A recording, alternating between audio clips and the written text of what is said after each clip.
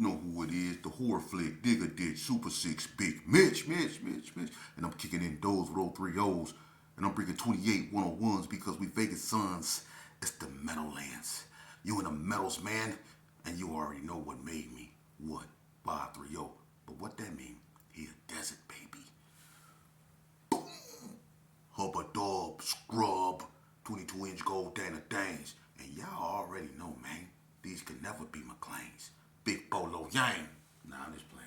Welcome to Vegas Chronicles with the whole Super Six Digger Ditch Big Mitch.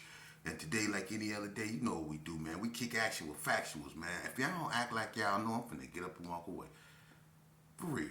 We kick action with factuals. No additives, no preservatives. Just raw and uncut, man. Like you went to one of them corner stores and got you some summer sausages and crackers. You already know, man. Shout out to everybody that's been rocking out with your boy, man. And let's jump right off into it, you know.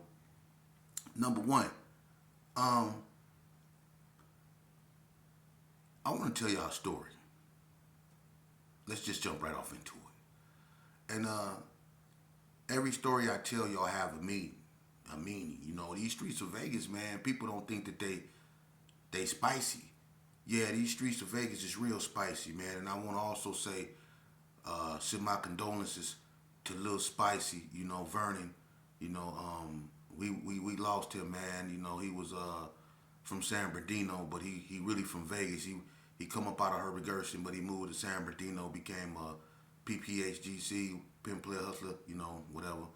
And, you know, my condolences to Pam, his mom's, and his sister Tawana, and everybody else, man, G-Dog, and everybody, man. My deepest condolences, man. Vernon, you know, he would be dearly missed, and so would his brother Greg, man. We got to stop this, you know, this cycle, man. We losing too many of our loved ones, man, and it's hurt, man. Rest in peace, Lil Spicy, man. You'll be dearly missed. But I want to tell y'all a story, man, about a childhood confidant of mine. And I don't know if I ever spoke on this, man, but it's necessary. And his name was Scooby. Scooby, real name was Jarvis, right? He basically come out of Northtown. And, you know, Jarvis, you know, in the beginning, you know, he used to run with the Gershons. And him and Chill, you know, Chill Dog, they got real cool at I think Jefferson Opportunity. And you know, that was one of the reasons why he was, you know, claiming Gershon at one point. And when me and Jarvis meet, we really meet in juvenile. Me, Jarvis, and I had another childhood friend named Drive-By. We was all in juvenile together, you know, and we was all on our way to Elko. You know what I mean? And this one, Drive-By, you know, got his name, you know, because he was in for that shooting that happened at Circle Park when the Rolling 60s and the Rolling 50s came together, and they had that football game. And the football game got shot up. Everybody remember that. It was high profile. Well, they had Drive-By, and they got Al whacked him for that. Drive-By ended up going to Elko for it, to make a long story short. So we all in juvenile. Me, Jarvis, and Drive-By. We real cool. Now, how me and Jarvis, Scooby become close is, you know, one day, you know, we used to always keep each other's back. You know, we used to sit in the TV area together, you know, and we used to play cards together, play pool together, play ping pong together. You know, we was just real cool, you know. And one day, you know, he came up to me, man, and he had like tears in his eyes, and I was like, "What's up?" And you could tell, you know, he was really, really, really hurt. He said, "Let me talk to you." And so we kind of like went off to the side, and we was like over there where they let you out to go in the little area. You know, they got the little exercise area in the basketball court. Remember in Zenoff Hall where they used to let you go out in the side right by the weight room, and there's like a little area, a little brick-in wall area where they got a basketball rim and all that stuff, where the staff would take you out there, make you do these exercises. We was over there by that door. And when we go over there by the door, he like said, "Hey man, you ain't gonna believe this." I said, "What?" And he was just crying, tears were just streaming down his face, right? He said, "LaDonna, you know, she was unalived." I said, LaDonna was this bright-skinned girl. I think she had a sister named Tanya. Everybody knew LaDonna, you know, and she was a cool chick, you know what I mean? She was a cool female, you know, and I don't know how she started messing with this cat. His name was Carl Green, OG. old GQ dude, right? And whatever went wrong, I really don't want to get into that because I don't want to open up old wounds like that. But whatever happened with that, he ended up unaliving her. You know, he poked her up, stabbed her up like 40 something times, man. For real, for real. And they told Jarvis, because Jarvis was messing with her too. You know, I think she started messing with that older cat when he went to juvenile. But nevertheless, he got the word that she was unalive, so he came to me and told me. I was the first one he told, and he broke down in my arms just crying. You know, I had to hold him up. And, you know, it was this staff named Mr. Houston. You know, he came over there and I told Mr. Houston what was going on. And me and Mr. Houston helped Jarvis, you know, to his room. And he let me stay, you know, by Jarvis' door and talk to him. You know, I had to really kick it with him for a few days because he took that hard. But me and him became close. And we went off to Elko. And up in Elko, you know, I remember me and Jarvis was in Mr. Anderson class. And we in there with this one cat, right? His name is Donald Jackson. I don't know if see, Donald Jackson had issues. You know, the elevator didn't go all the way up to the top floor with him. You know, he was kind of, you know what I'm saying? I mean, Affleck, gone. You know what I mean? He was gone. And he used to fight a lot, Donald Jackson. They call him Ray J. Ray J. Then he started sounding like a horse. He'd go, Ray J. I used to be like, this dude crazy. You know, I'm school, man. I probably shouldn't have said that. Oh well. But anyway, he was kind of like off in the head, right? But anyway, to make a long story short, him and Jarvis get into it in Mr. Anderson class up in Elko, right? And for the ones that don't know what Elko is, it's like Nevada CYA. But him and Jarvis get into it in the class. And Ray J kept messing with Jarvis. He kept, you know, throwing little bits of paper balled up at Jarvis. And Jarvis was like, he didn't play like that. You know, he was still going through what he was going through. And so he told Ray J, he said, you better quit playing with me. And Ray J was laughing. He kept balling up paper. And he was acting like he was trying to shoot a basket. And he'll throw the paper over there and he'll hit Jarvis with it. So Jarvis got up and went to the pencil sharpener. And he went and sharpened his pencil. And on his way back to his desk, he went over there to Ray J and he fired on Ray J. And him and Ray J got to fight. Hey, that was one of the, Ray J kind of like slow. That was one of the hardest fights, man. Look, they was over there scrapping. Oh my God. They was scrapping, right? And I ain't gonna lie, he kind of picked Scooby up and slammed Scooby, right? Ray J did, because Ray J was stupid strong. He didn't fought everybody in Elko, win, lose, or draw. Donald Jackson go fight. So he's kind of slammed Scooby, right? So I jump in it. Now me and Scooby jumping Donald Jackson, right? I didn't slam the desk on him. We working him now. Now we got him, right?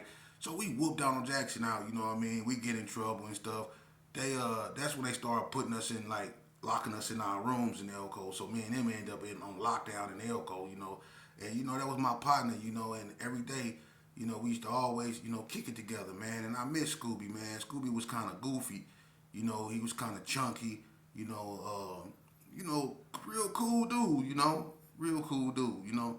And as time went on, you know, we eventually got out. And I ain't see Scooby no more. You know, he didn't come around.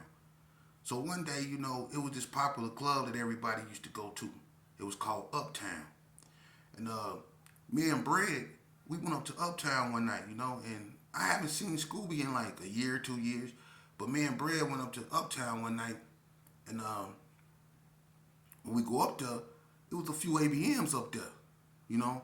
And it wasn't no, you know, animosity like that, because I was cool with, you know, the ABMs like Big Red, Boo Loco, and a bunch of more of them dudes. I was real cool with them. No shame in it. We, you know, we all grew up together, so we was family, you know, and we still is, you know. And when I went up there, I ran into Scooby, and he got a curl. It's all bushy, but see, I didn't know that. You know, see, back during this time, which was like about 89, I think 80, somewhere in 89, I think. But by this time, Scooby had started messing with that candy. You know what I mean? He started messing with his nose. You know what I mean? And that's when that stuff started to appear. You know, because people was on that water and all that other stuff, but that candy started coming back. You know what I'm saying? So he started playing with his nose. You know what I mean? And when we go up there to Uptown, he was up there with the ABMs. And I was like kind of confused because when I run into him, instead of him being happy to see me, he kind of give me a look like, you know what I'm saying? Like, what you looking at type look. Like he was on some other stuff and I'm like, this sheep. And he was looking at me like, I know who you is. So I'm like, what's up? And he was like, what's up, sheep? I'm like, yo, you know what I'm saying? I'm trying to chop it up with him. But when I tried to give him a K, he was like, oh, nah, man. And he threw up a big old A, like ABM at me. So I'm like, oh, nah, man. He was like, yeah, I'm an ABM. And he looked me up and down like, yeah, I'm an ABM. What's up? You know what I mean? I'm like, oh, school. And I don't know if it was, him being, because you could tell he was kind of full of his package. But he was kind of acting kind of confrontational. I guess basically trying to see what I was on. And I was like, I'm coming in love. I'm still thinking you the old Scooby that was in Elko with me, but his whole persona didn't change. So I get myself together because I was kind of like, I ain't gonna lie, I was kind of like, dang, you know what I mean? We were supposed to be partners, and you just switched up on me like that. But it was what it was. People do that.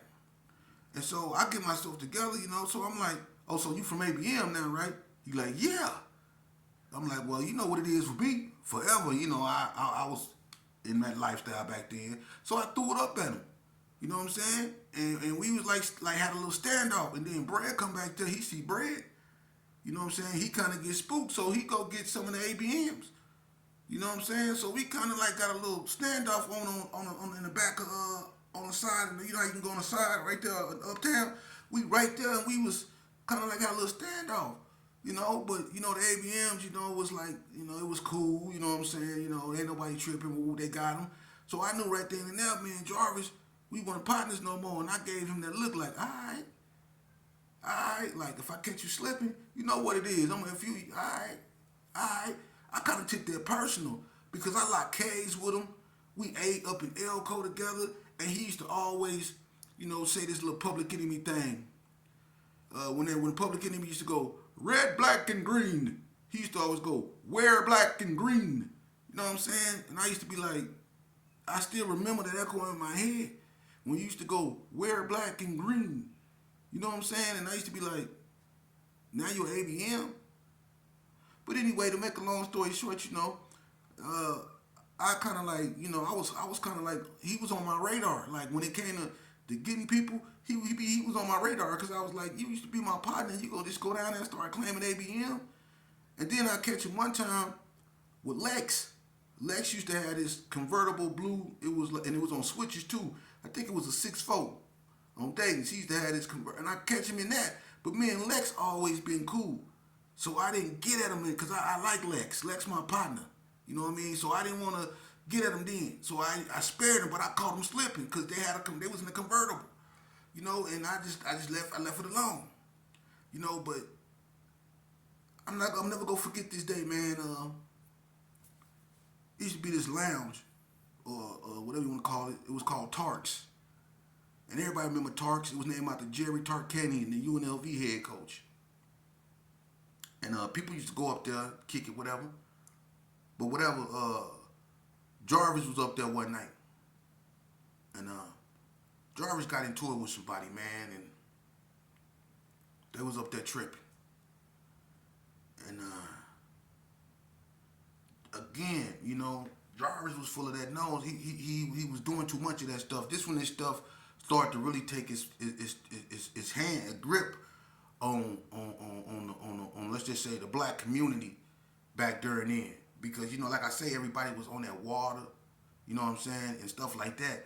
But when that powwow came, it started to take its toll. People started doing that and it started to take its toll on certain people. And in this case, it had Jarvis up there gone. His understanding, when he started messing with that stuff, he got real hostile. And it wasn't just that. It was other stuff going on with Jarvis, and it was sad. It really was. His sister, they found her unalived. It was a lot of stuff going on with him. you know. But in this incident, you know, I don't know who he got into it with at Tarks, but they got into it, man, and it got to the point to where it came to some pistol play. And whatever unfolded in the parking lot, you know, Jarvis went and got his thing. And whoever he was tripping with, you know, people was trying to talk to him. You know, the 60s was up there, my cousin House, everybody was up there. And he was tripping. You know, people tried to calm him down, but I think that, you know, that powwow had him gone. You know what I'm saying? And it was just like when me and him was on the side of Uptown, it was like he was there, but he wasn't there. You know, and I could tell that wasn't the Jarvis I knew. So you could tell that stuff then took its toll on him. But to make a long story short, him and whoever he got into it with, man, they really got into it with it to the point to where he went and got his thing, man. And what happened is somebody called one time, and the police came up there, and Jarvis had that thing, man. And just like, and this is the eerie part. See, it happened to Jarvis first. Jarvis had a thing, and the police drove up from behind Jarvis. He didn't see the police. And when, I guess the person he got into it with made him so mad that he didn't, you know, when the police jumped out and they seen him or whatever, they seen the thing, they told him to get down, he didn't even pay them no attention. He pulled it up and he was finna blow on whoever he was finna blow on, and they popped him in the back. And it's the cold thing, when they popped Jarvis in the back, you know, that still didn't stop him. He fell, and they ran up on him, telling him to drop the thing. And you know, I'm telling you, he was on that powwow. And Jarvis tried to get back up after they popped him. And they just unloaded on that boy, man. You know? And he was unalive right there on the spot. And they did that in front of everybody. And it caused a reaction. And that's why Tarks ain't here no more, because they tore that club up. Everybody tripped out because they just watched the man be unalive right there in their face. A man that everybody knew. You know? And, you know, I understand, you know, it's a messed up situation on both ends. You know? But that's what I be trying to get people to understand. When I tell y'all, it's a lot of guys, black and brown little boys that's no longer here. Y'all probably never knew of, and this is why they gone. You see, that was one of the let's just say trend that led to the closing of all our clubs, because when that happened, that was one of the first times something like that happened. They tore Tarks up. It was all over the news because of the way he was done. And it wasn't because, you know, I mean, when they popped him the first time and he fell, you would expect it to be over with because they let him have it. But he was still getting back up even after that. He was getting up off the ground with that, and then they unloaded on the man. So when people seen that, the reaction was just, it was just messed up, man. But now LaDonna gone, Scooby gone, his sister gone. Can you imagine how his family feel, man? You know, a person told me in my comment section, when they hit me up on Messenger, they say, basically, Big Mitch, could you do a video today, man? I've been really thinking about, man, getting my stuff together, man. And you be, you know, your stories really be, you know, hitting home to me, man. And this is why I do what I do. Because of stuff like that. Out of everybody that say they disagree with what I do, just that one person that say, man, I'm thinking about getting my stuff together, man. Could you do a story today? That's why I do what I do. I think they should know about people like Jarvis, Scooby, rest in peace. He lost his life tragically, just like Big Nice, Damon Douglas. Say they names, man.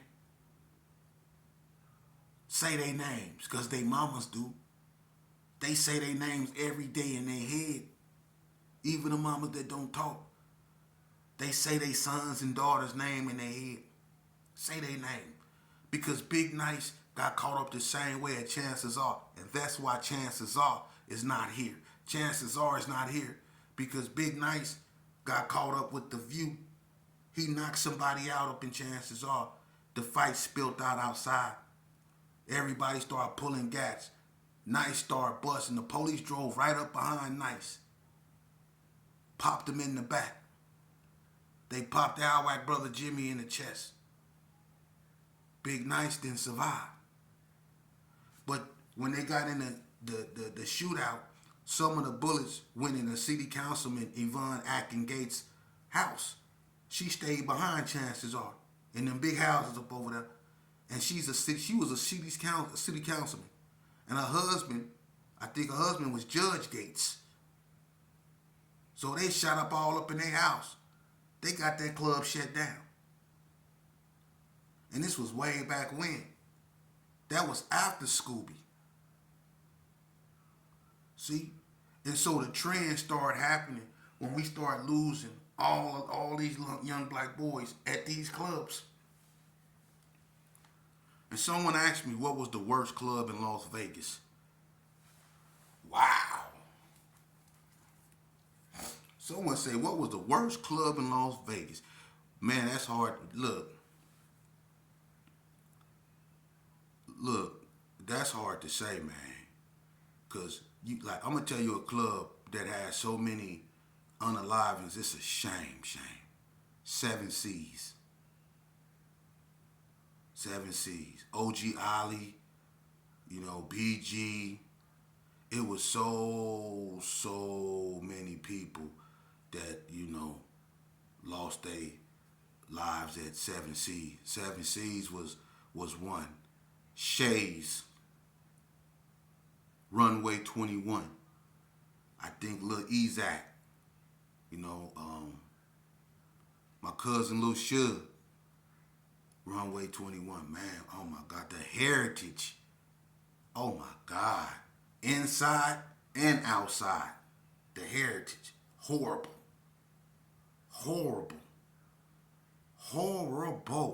And I'm going to be honest with you. The Cotton Club. Baby J was unalived up there. The situation with Mad Meech happened up there. It was a few more up there. The situation that happened with me started up there, and it was a few more. The Connie Club was horrible. The Barcelona, horrible.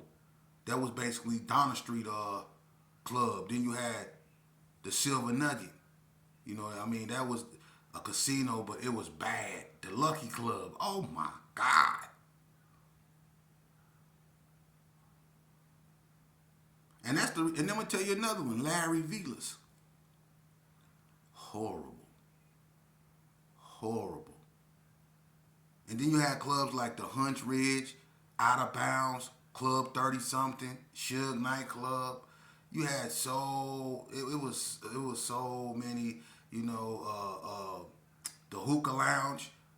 That became the new, let's just say the Hookah Lounge became the new 7 C's. The Hookah Lounge was horrible. The Hookah Lounge. So then was some of the most treacherous clubs you did not want to go in. There's a few more I probably didn't mention. I can't mention them all because not right off of my head like that, But then was clubs you didn't want. There was so many unalivings. And we at the point now where we don't even have no more clubs. The Elks, which wasn't too bad. It was bad, but not compared to the other ones bad. But the Elks and Larry Vilas was the last two clubs Vegas really had, and Tallulah Twos, and all them gone. All of them.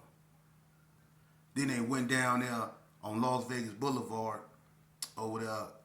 I think it's called Champs or something like that. I forget the club, and there was an incident up over there. A childhood confidant of mine, lost his life up over there. OG Twine. So it is what it is, man. That's why we don't have clubs, and that's sad because we don't have clubs because people are being like unjust to us.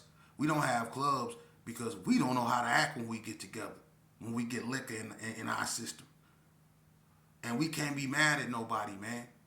Because I'm gonna be honest with you, did nothing good ever come about them clubs, man. Each club we ever frequent, it's always left a stain or some form of heartbreak, because every club that wherever it used to be, if you go in that area, you gonna be able to talk about somebody losing their life in that vicinity somewhere. And that's sad. But that's what Vegas had become. And a lot of people don't know nothing about that era of Vegas, you know? And good news, I got a lot of studio time, so I'm gonna be going in the studio. And anybody that wanna, spit real history, like I don't know nothing about the squad era, but that's a part of Vegas too. The click banging, that's a part of Vegas too. And they have a story to tell. But we not glorifying nothing. I need youth that's really willing to come up here and get a history about what they went through in this life. A lot of y'all have lost, just like a lot of us old heads have lost. And this lifestyle has taken a toll on you, just like our lifestyle took a toll on us. And a lot of y'all is looking for a way out of that. I know you was. I know you are, because a lot of us was looking for a way up out of what we were doing at a certain point in our life. Because just like y'all started to see, and you see now because y'all have become the new OGs. But just like y'all seen, and just like we have seen, this game ain't done nothing good from us. It ain't never